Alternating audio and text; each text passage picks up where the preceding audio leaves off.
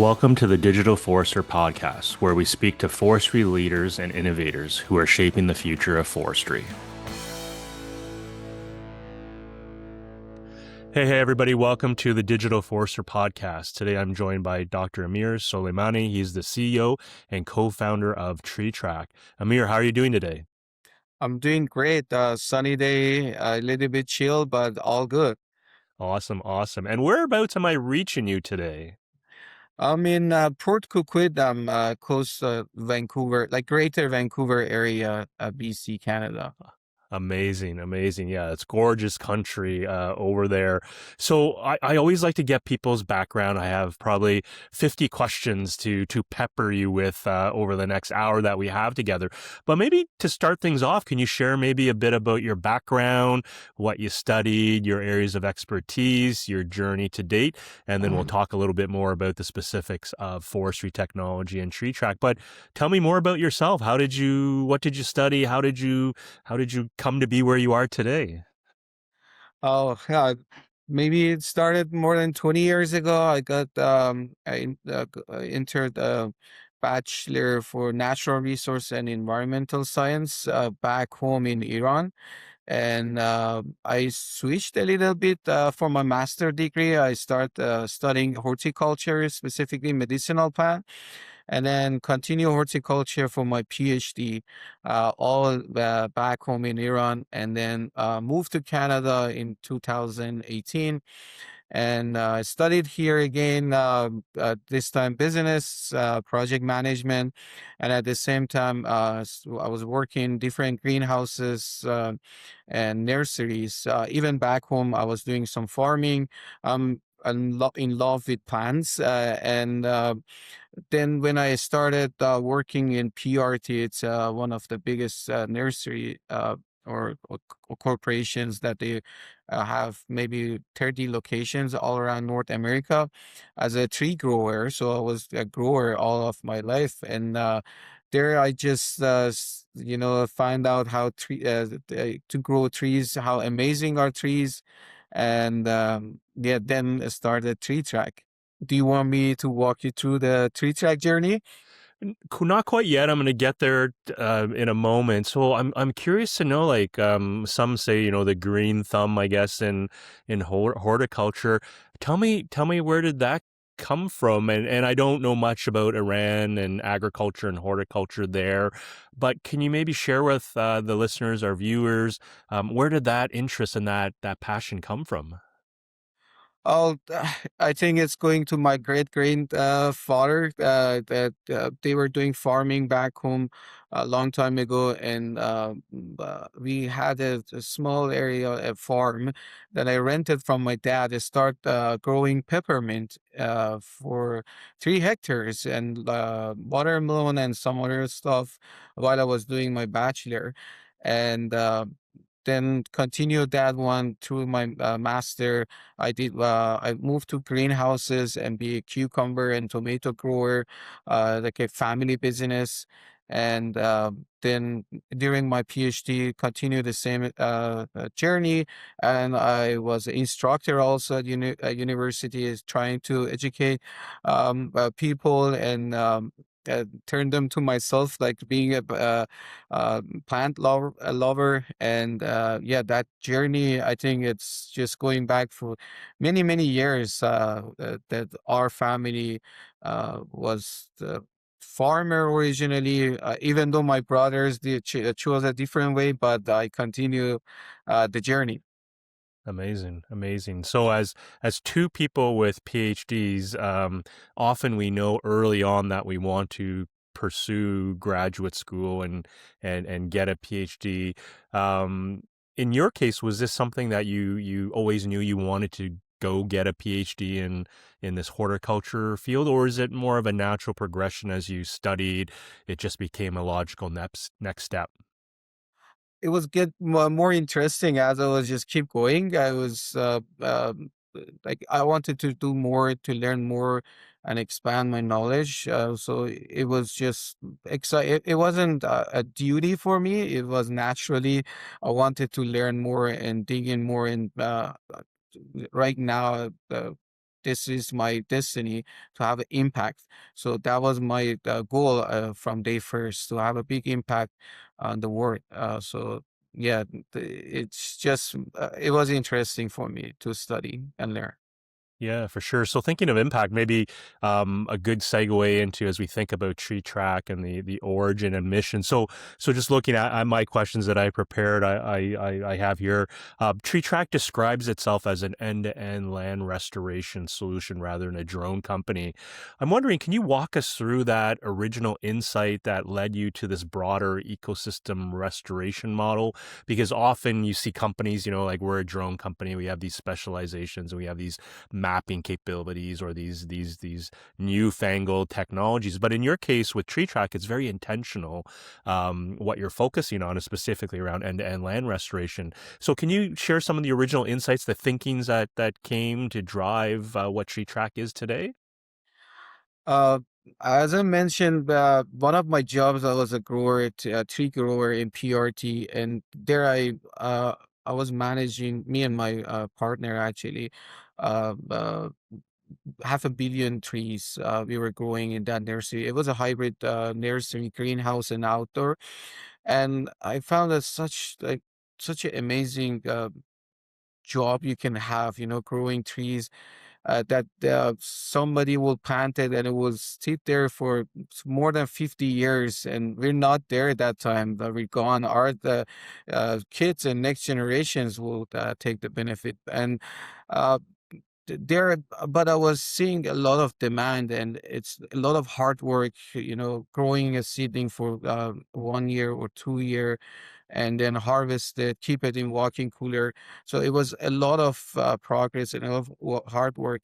And at the same time, we demand was just increasing due to wildfire here, specifically in Canada. And that was the time I was going to gym with my partner, Sam, who's a drone expert. And we were talking about, like, he was talking about his drone. I was talking about what I'm doing in PRT. And then after a while, he just called me. He said, "Hey, do you want to start a company together? A use case for the drone in the restoration part." So let's do it. That's simple. And after a week, we established the companies, and then start writing the business plan. No ChatGPT that time. Type one by one every single word, and yeah, get to work in. It was October 2021, 2022, sorry, that we started TreeTrack journey. And yeah, it's just my knowledge regarding the horticulture and my experience and his expertise in drone. I think we have one small toy drone back there. And yeah, that's not the drone that we're using. It's a huge drone, but find out first of all, how we can make a seed pod.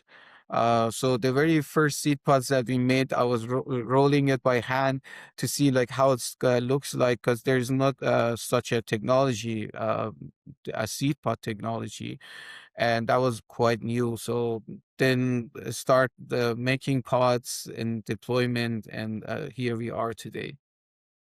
Yeah, amazing, amazing. And so for our viewers, I met Sam briefly for like 10 seconds as he was helping Amir scrub the whiteboards behind, since we were like, can we do a virtual background? We're like, no, not with this platform. And can you see the whiteboards? Oh yeah, we can read all of it. So we were scrubbing that down, and Sam was helping there. So that's the extent of me meeting them. So I do have some questions about the C pods, but I'll come back to that in a moment. But I guess thinking of the company TreeTrack, there's a stated goal to plant 100 million trees by 2028, and that's driven by your need to contribute to Canada's 2 billion tree initiative. Um, what does that ambition mean operationally, and how do you measure the progress? Is this something that, as you're deploying these seed pods, and we'll talk more about the technology later on, is this something that is baked into what you do, and it's very easy to measure progress? How do you think about that? Uh, it's might looks easy, like you just see a number 100 million, but there's a lot of work behind it. From producing, finding a partner, the landowner, and then get the permission, have the right seeds deploy, and then how you can track them, how you want to monitor them. You mentioned end-to-end restoration. So for that reason, we came with the idea of the monitoring, so we can track whatever we plant over the years and have the report how many of the trees or seed pods that we dropped turn to living trees and growing. So it's a combination of the different technologies, the monitoring system and image processing and many other. Like it's a deep technology, but tracking them, that's our mission because when we do a restoration, we need to take care of that land over the years and have the report for our clients. Yeah, very cool, very cool. And so if we come to the seed pods, I'm really curious. This is an area I know absolutely nothing about. Horticulture, anything related to this probably brings me back to my undergraduate degree, and I don't think I did very well in those courses. So I'm going to learn a lot from you. So thinking of TreeTrack's proprietary seed pods, they contain specific species mixes, and from what I understand, the pods can contain up to 15 to 20 organic ingredients to help rebuild, the soil that's destroyed through wildfire or whatever the challenges. And can you explain the science behind these seed pods? Is this really just, sprinkle a little bit of this, sprinkle a little bit of that, and then boom, we've got it? I'm assuming no. And really, what makes this different than maybe conventional seed mixes? I'm sensing, because it's proprietary, there's some secret sauce here.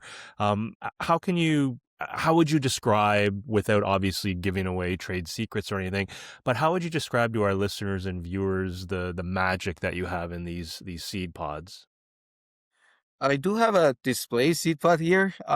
This is a display. Oh, So cool. It's this is when small we for our listeners. It's probably, maybe for the Canadians out there, maybe a Timbit size. I, For other listeners, like, I don't know, maybe like not bigger than a golf ball, right? Like uh, smaller. smaller, yeah.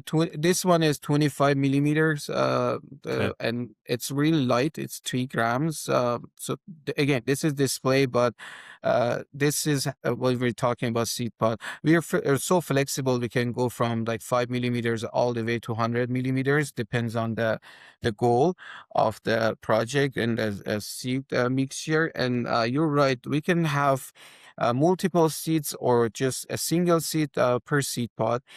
And also, we could turn any seeds to a seed pod. So any grass, shrubs, trees, and that's what we do for our projects. A diversify, like a diverse seeds portfolio for biodiversity. And the technology, it's more than 400 formulas. It's just about the formula and also how to make a pot. Maybe many they can make a pot. Same with us in the beginning, as I mentioned, roll it with hand and then use the machinery and then make the pots. Okay, no germination, nothing is growing. Let's go back, change the formula.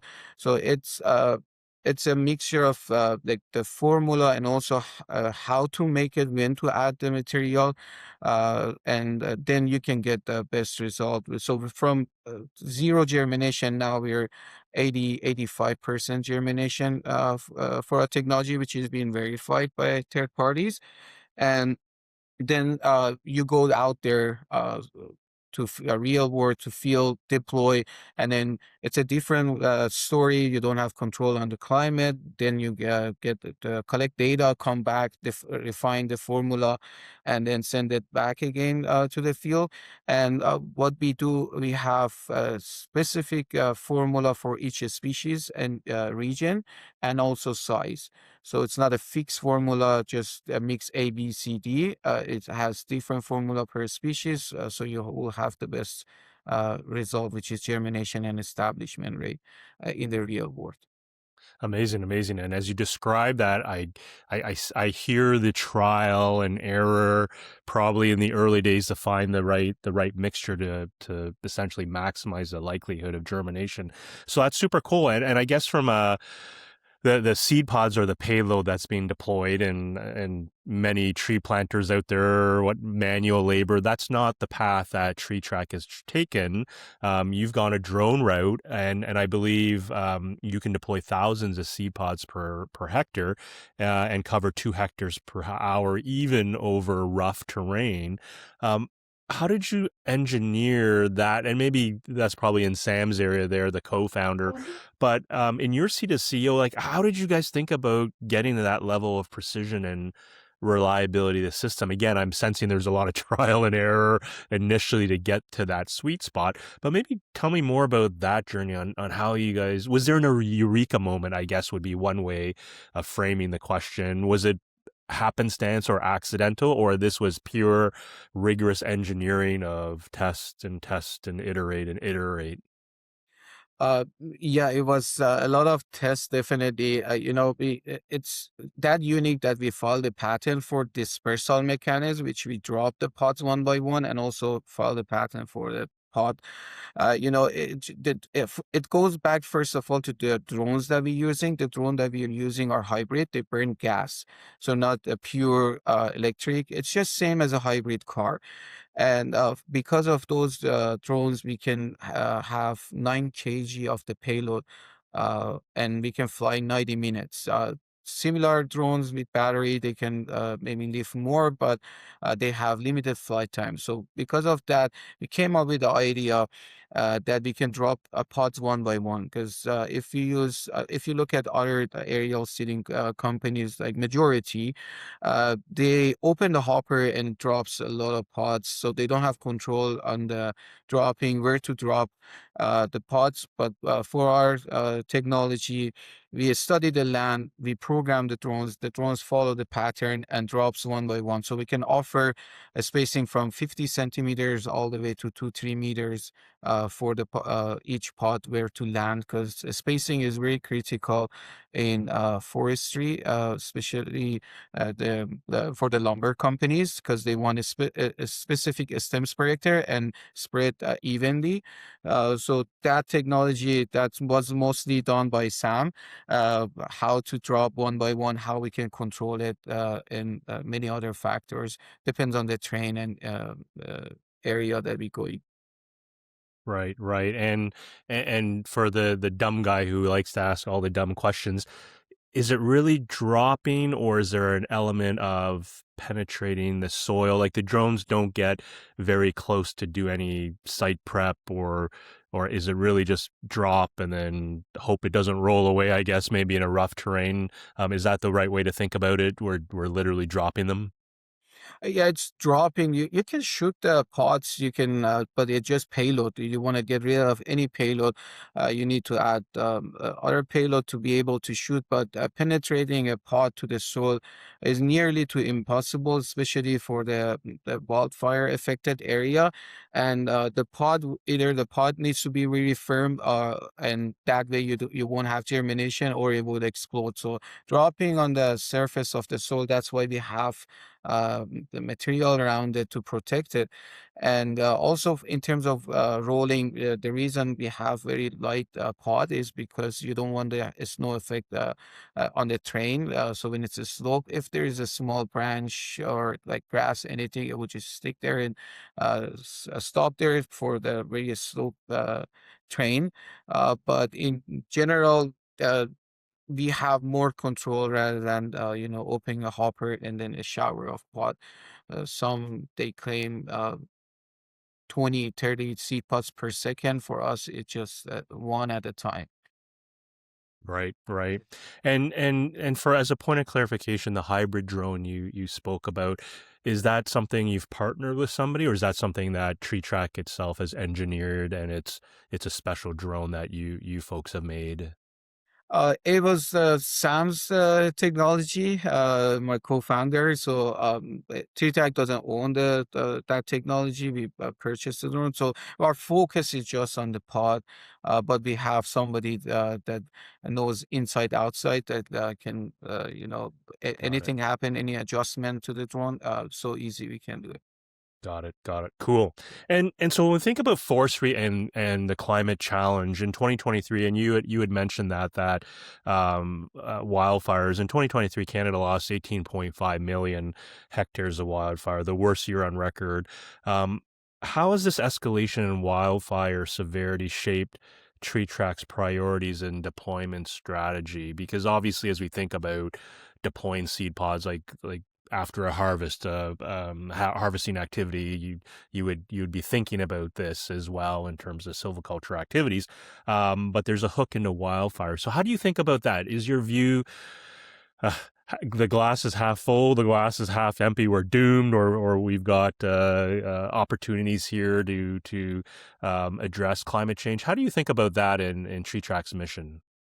Uh, you're right. In Canada alone, that 18.5 million is equal to England at that size. So for to replant that size of the land, you need billions of seedlings and thousands of people working years to be able to catch a big wildfire. Just last year, we had our second worst year. It was close to 10 million hectares. So it just adds up on that one. Historically, we had wildfire, 2 million hectares per year, which is normal. And then there was balance between lumber companies and planters. They will catch up, harvest, plant, which is sustainable business. But now we talk about wildfire. So every year we have more. And also for the planters, they usually do a monoculture or maybe two different or maximum three species per project. Now you're losing native shrubs, grasses, and plants. So propagating them to plant them, it's something that is hard that wasn't in the plan. So here we are, we can bring back the biodiversity. And also, even if we have 10 different, 10 more tree track, still we're not able to catch up with the wildfire and deforestation that is happening naturally these days. Right, right. And you've said that in many wildfire zones, tree track is the only option due to labor shortages and safety concerns. And you just touched on it, given the scale, right? And even if you had multiple tree tracks, it wouldn't be sufficient. So, what does the industry need to understand about the limitations of traditional reforestation methods in today's climate reality? Like, is this really at some point the work you're doing, we just need to find a way to scale it via swarm drone technology? We're doing beyond visual line of sight, it's all coordinated somehow. How do you think about that? We do we lost flights also because the train we're going, especially here in western part of Canada, you have a lot of mountains, and we have clients calling us, "Hey, I have this piece of land. I can't send any planters there, so there's no other option." And we had planters, forester that unfortunately died because of the falling trees. So after wildfire, especially if it go past like 3 4 years, you have chance of falling trees, so they're not allowed to send planters. So there's no other option. Either they need to clean that piece of land, like, I mean, take down all the trees. And we had an example here in Sunshine Coast here in BC, that a forester was working trying to knock down the trees, the burnt trees, and unfortunately he passed away, father of five. So for those reasons, and we need technology to come here help, and the industry is understanding that, and it's just about the trust. They need to receive the result, and then slowly moving towards like technology again. Uh, Panthers are hero. They're doing great job. It's a very tough job. It's going, in the middle of nowhere.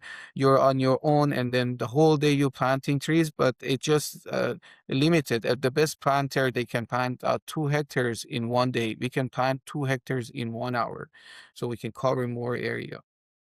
Absolutely, absolutely. So you can do it faster and more cost effectively while removing safety as a concern.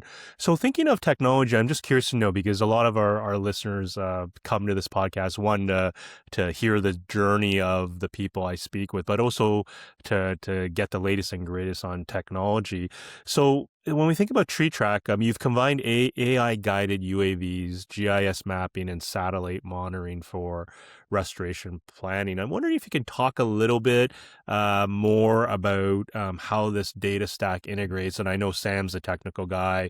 I'm sure you're technical as well, but at the very least, I'm sure you can speak at a high level. And what are your thoughts on AI? Where does it provide the most benefit for you and TreeTrack? Where does it provide the greatest lift for what you're trying to accomplish today? So, two-part question. Can you talk a little bit more in depth on the technology used and how it comes together?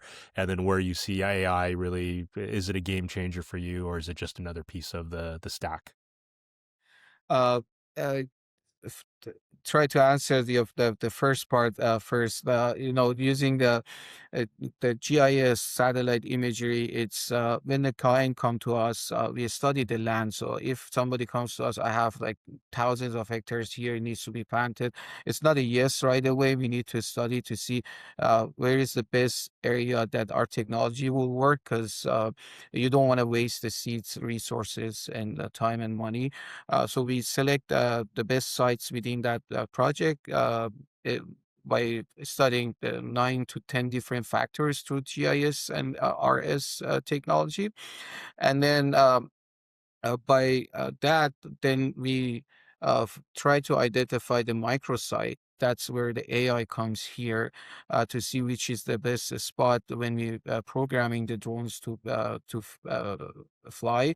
So that AI helps a lot for the drone.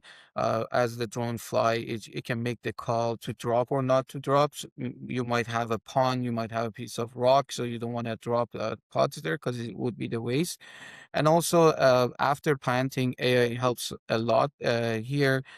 For example, for the monitoring, we use AI to be able to identify the species, pick up the seed pods that we planted. Because in the projects, you will have natural regeneration coming, and also all different vegetation. And that with drone, we go there and take photos, a mixture of photos and LiDAR, and then a combination of those with our AI platform helps us to find out the species and have a report for the our clients. Very cool, very cool. And when we think about the Tree Track organization, you had mentioned it's been a couple years you've been in business, and I assume still scaling up, getting operations going, drumming up the pipeline for sales and opportunities. And Tree Track reportedly produces up to 100,000 seed pods per day, and you can scale the drone side of the operations with minimal personnel.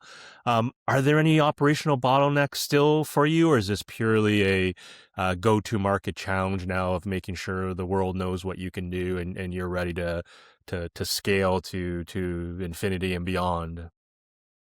uh, every project is unique, so you will face the challenges. Like when you go higher elevation, you have lighter air. The drone might have a little bit problem with the payload, so then you need to make some changes or have less payload. Again, like operation is still. We quite young, to be honest. So partnering with a company that is expert, like a hand painting company, will help a lot to scale. And also go to market. As I mentioned, aerial seeding is not new topic. First time it started after World War II, they got the airplane, toss the seeds, raw seeds, and many others they tried. And that back in the day, there was a seed pod technology and also the UAVs. So they didn't have control on dropping the seeds. So the trust is not there, and others they claim that we can do aerial seeding. So just starting with the pilot with the customer or client, and then we can scale it. So it's just a matter of the time that we need to, and it's you need to be patient when you're growers, because you drop the pots, they grow for 3 4 months, and then winter will be here, and then next year. So it's just a matter of time and building that trust in the industry. Right, right. And I know your team has already helped restore approximately 300 acres of land since your first project in 2023. Would you say the challenges that you face then and the opportunities that arise from those challenges, do you see a pattern maybe forming as you look at new projects? Or to your point, are they really unique to each of the engagements that you do? Uh, I would say they're unique. There are some fixed challenges there, but each project is unique. That's why we have each like different formula for different species and region. So as we expand, we go to new region, we learn more, and then collect data, and then refine and modify our the seed pod technology. And yeah, it just we going towards the goal by starting 2030. We want to start selling the pots to the regions that we tested, verified. We know that that formula is working. So providing pots to everybody, so we can restore more. Because if we want to expand our team, it would be a huge team. So we need help from uh, governments, NGOs, industry. They have resources they can help for deployment. So it just getting to that point, it just take a little bit time and learning more as we do more.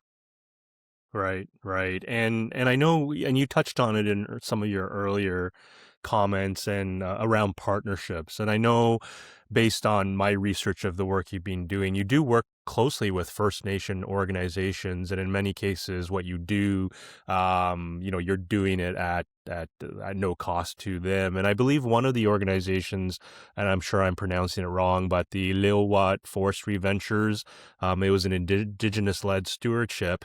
Um, how do these partnerships influence project design, or as you think about ecological methods or long-term monitoring? Because I assume there's maybe even some traditional ecological knowledge or tech that comes into play.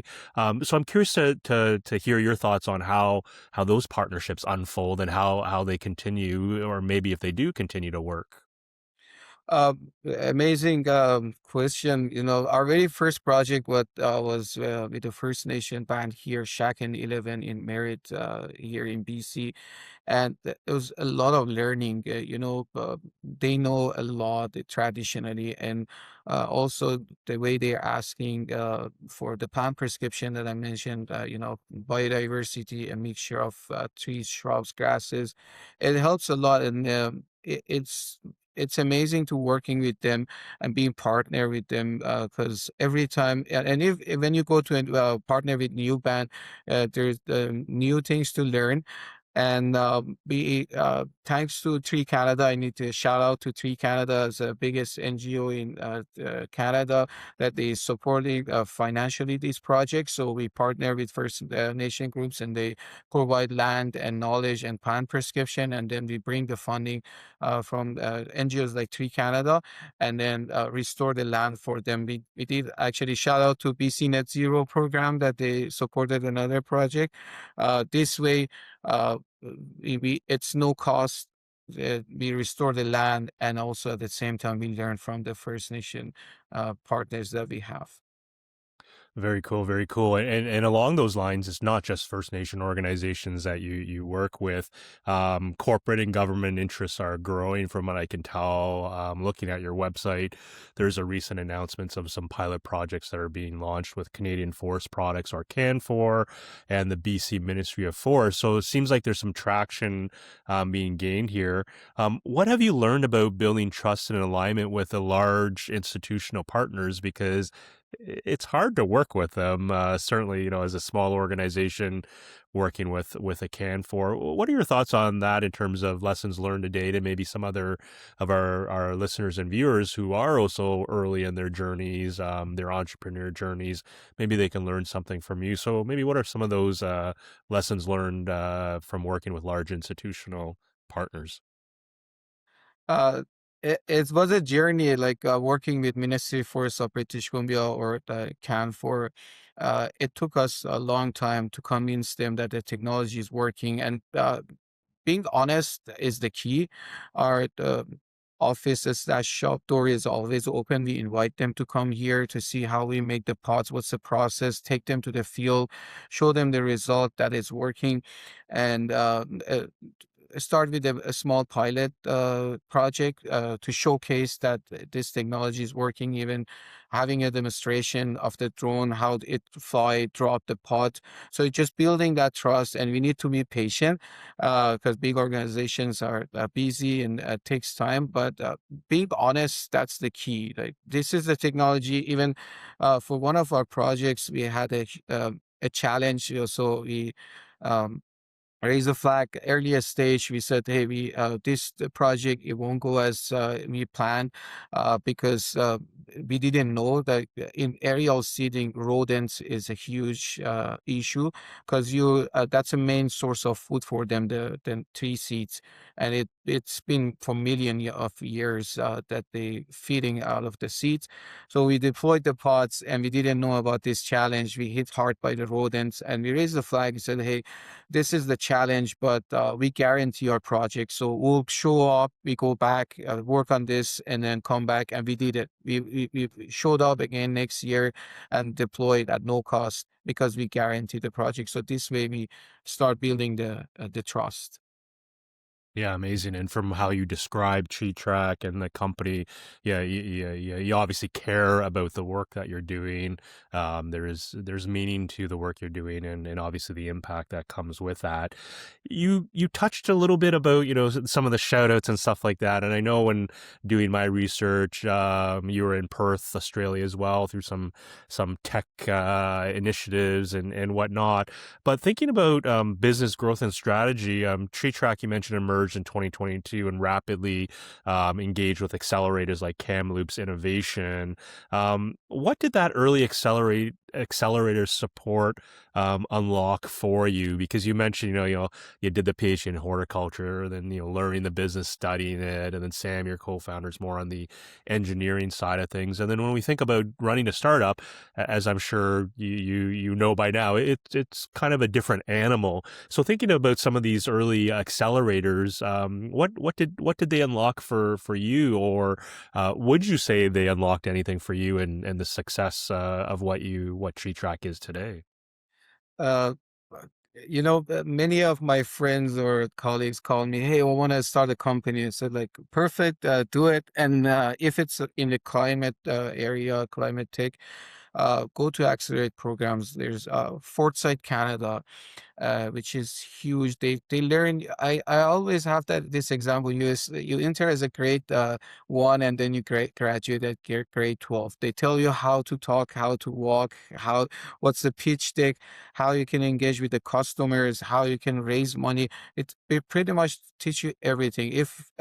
If there was a Foresight Kamloops Innovation Center, CDL, or a Creative Disruption Lab that we graduated from all of them. If there weren't these kind of programs, we wouldn't be here at this point today.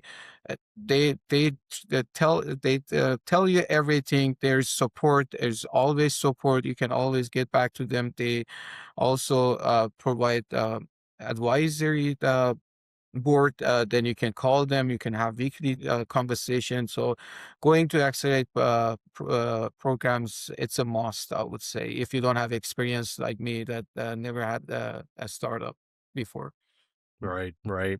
And along those lines, TreeTrack was also a top 10 finalist in the New Ventures BC competition. And so thinking maybe a follow on to my last question and your answer there, can you maybe describe more about the BC tech ecosystem that you've been working with, the British Columbia tech ecosystem? It's broad, downtown Vancouver, you can have a lot of gaming, you've got a lot of engineering companies, you've got all the big players there. But can you maybe shed some more light in terms of, and some examples of, without this ecosystem, how you may not have been able to achieve some of the successes that you have to date? Of course, without those kind of competitions, it's fun at the same time, but you push the boundaries. When you go each level, it's milestone, and then when you go there, they challenge you, and then you will go back and sit back and think about it, how in terms of business and technology both at the same time. So they push you thinking out of box. So New Venture BC was a great example.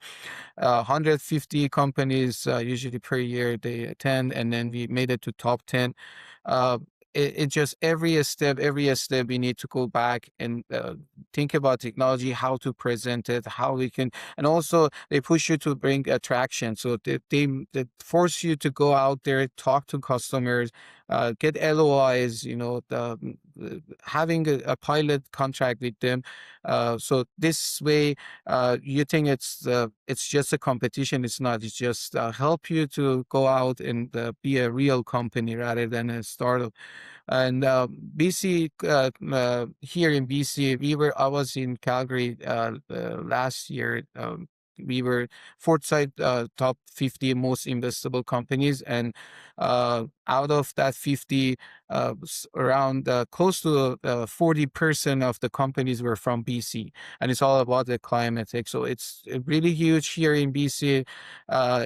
Climate tech, of course, AI, computing, and all of those companies are huge as well. But going to events and seeing people working each in somebody works in wildfire detection, somebody works in something related to nature, and it motivates you that okay, there is a market, there is people that caring about the climate. So you have that motivation, and when you come back, you work harder.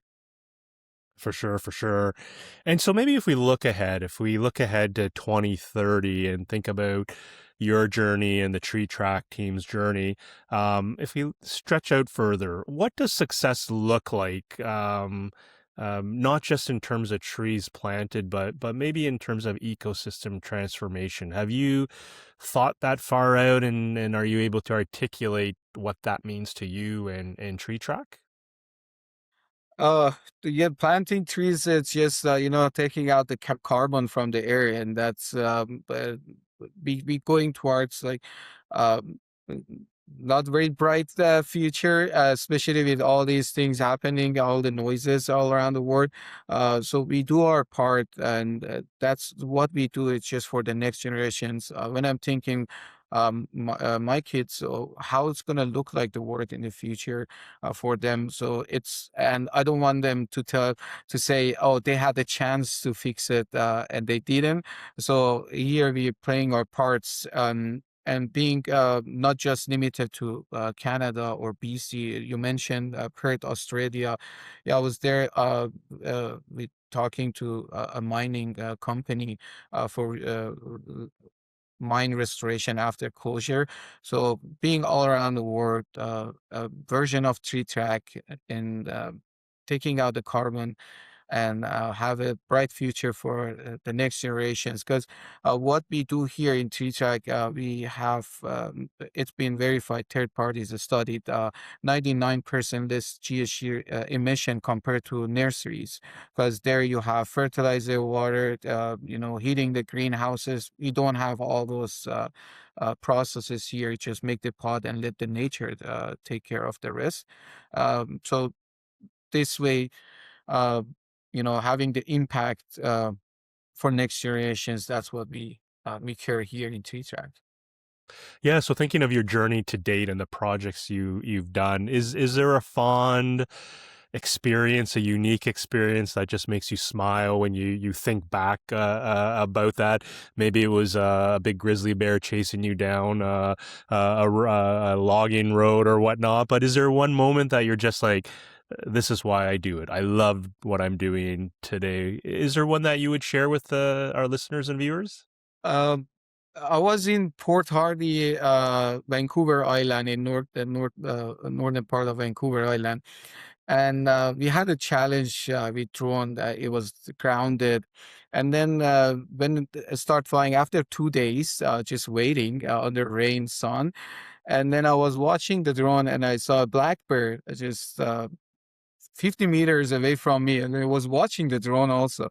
That was a moment for me. I was like, even the nature, the wildlife, they're looking at what we're doing, and it was amazing. I wasn't scared of the blackbirds because we were just watching the drone. But yeah, that was a moment. There are tons of the experience or like moments that I had, but this one was something else for me. Very cool, very cool. And it's kind of funny. Most of the times when I ask people that question in this space, but a lot of the times it involves being outside of the office, in nature, doing the work. There seems to be a theme here. So, Amir, Dr. Soleimani, as we look to wind down, the final question I'll ask you, and I always ask it to everyone, knowing what you know today, and if you were to look at your younger self, and again, for our listeners, Amir's not quote unquote old guy. He's looks young. Again, won't peg him with a specific age, but knowing what you know today, and whether it's a younger self or if you were looking to coach or mentor someone else, is there something in your journey today that you've learned that you're like, gee whiz, I wish I knew this. I want to impart this wisdom to them. Is there one thing, and what would that be? Uh, I I would start this company much earlier. Definitely, you need that experience to be sitting in this chair. But starting the journey, like when you have the feeling, I need to start it. Just start it. Don't overthink about it that much. Definitely, experience helps a lot. Either or I would say like I would start working in a startup before this, so I would just have a lot of learning through the journey because the startups, a small team, everybody working together, and you learn and you wear 10 different hats. Either starting the company earlier or working in a startup before starting my journey. Amazing, amazing. I joke sometimes that the best time to start a company is when the only thing you can afford to eat is ramen, instant ramen. That's the best time. The bar is so low. As long as you got ramen, you're good to keep powering forward. But hey, on that note, Amir, really enjoyed the conversation. Really enjoyed learning more about TreeTrack. For those that want to follow up or learn more, maybe future customers or people interested on the mission of TreeTrack, or other technologists that are interested in learning more about the drone technology or seed pod technology, what's the best way for these folks to get a hold of you? Um, our website, definitely, you can reach out to website, LinkedIn, Amir Soleimani, it's there, or email me, like shoot me an email, Amir at treetrack.ca. That's the best way to reach out to me because the best time to plant a tree was 20 years ago, and the second best time is today. Love it. Love it. And so for those who want to get a hold of Amir, it's TreeTrack, TREE, track as TRACK.ca. So Amir, thanks so much for your time. Really enjoyed the conversation. All the best to you, and looking forward to maybe meeting you in person one of these days. Take care. Absolutely. Thanks for having me.